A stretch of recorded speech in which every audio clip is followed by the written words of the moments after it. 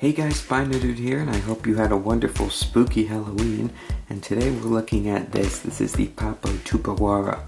I recently stopped by A to Z Science Store and with a little bit of extra money picked this guy up fairly cheap. It was the last one on the shelf. Now, before we start the review, a couple quick shout-outs. The first to the Hedberg Hadrosaur for guessing which Papo model I was going to review next. The second to Mr. Pepper for suggesting this model to me in the first place, for picking it up because he said it was a fantastic piece that he owned himself and he wanted to see a review of it on my channel. So anyway, why don't we go ahead and start taking a closer look at this little pterosaur.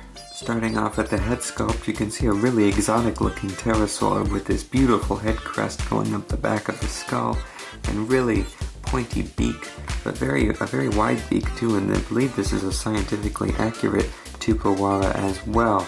You can see I really like this. Really brings out the eye right here. This splotch of metallic blue paint really makes it look wet around the eye, which I really like.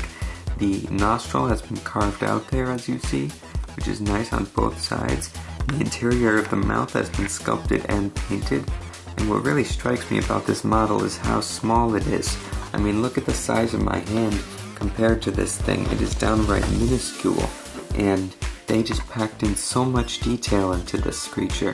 It's absolutely amazing. I really can't wait to see what they do for other tiny dinosaurs in the future. I really hope they do more in this sort of scale. On the other side, it has a slightly different expression like we see in some Papo dinosaurs. On this side it looks a little bit alarmed. This side it looks a little more calm. But I personally like it displayed on this side. I think it just gives a classic look to it. You see the tongue curving upwards there. Some baggy skin in a pinkish rose color going down the neck there. And what really strikes me about this model too is the way it's posed. This is a really daring pose for such a small model. You can see it's their first walking pterosaur model that Papo has released. It's got 3 of its legs on the ground. Its back legs are striding while its forelimbs on the wings, one of them is touched on the ground, and its body is sort of twisting upwards where this wing is sort of reaching forward to press down and so it can stride forward some more.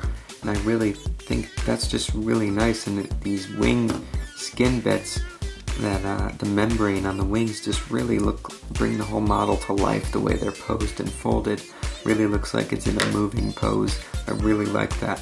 And it's in sort of a glossy paint scheme as well, which is really nice. You can see the claws there on the forewing have been painted. Nice little black stripes going down, and really nice creases and folds throughout the entire wing. Whoops, didn't mean to flip him there. The back of the very tip of the wings are tipped in a black color, and you can see it has 4 toes on the back, 3 on the front. You can see the underbelly over here, a little bulbous egg-shaped belly, and it doesn't really have a tail. Kind of a little bit of a protrudence there, not too much, but yeah, small figure, but really great detail. I love this guy. Fantastic. Alright, so just how big this guy? Let's bring out our trusty flexi ruler, and we're looking about 3 inches long. In terms of the height, we're looking at about 2 inches tall at the very tip of the crest. There you go, guys. That was today's look at the Papo Tupuxuara. I think this is a fantastic figure, being one of Papo's smallest, which has so much packed detail into it. It's just absolutely amazing. So thank you so much for watching, guys, and I'll see you guys in the next review. Alright.